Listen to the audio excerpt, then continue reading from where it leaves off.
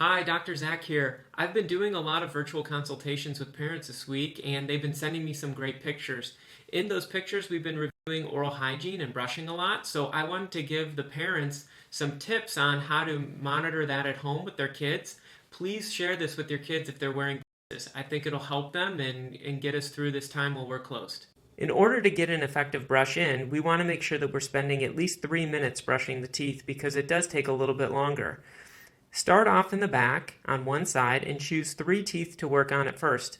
Angle the toothbrush at a 45-degree angle to get under the wire and making sure that you're massaging along the gum line. After you've done that a few times, then transition to right on top of the wire. And then finally a 45-degree angle the other way to get under the wire on the other side. Then move on to the next 3 teeth and brush those in the same manner. To get the flat or biting surface of the teeth, make sure that you brush as you normally would without your braces on, choosing just 3 teeth to brush at one time. To get the inside, where there's no braces, the same thing as you would on the outside of the braces, brushing at a 45-degree angle down towards the gum line.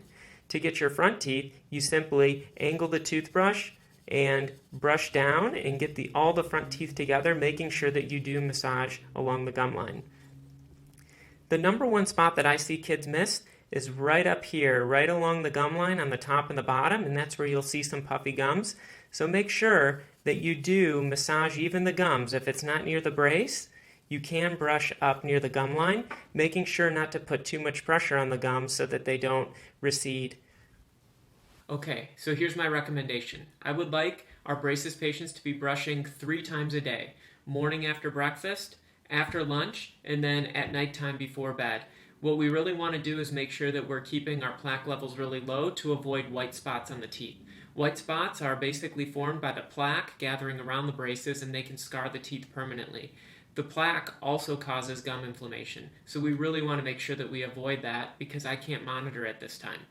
So, if you need anything or if you need any other tips, please reach out and let me know. There's lots of products online. I can direct you to those that can help you guys the most. If you want me to check in, feel free to send me some pictures after your kids are brushing their teeth, and I'd be happy to take a look at them and give you some advice. I hope you stay healthy and don't be afraid to reach out if you need anything.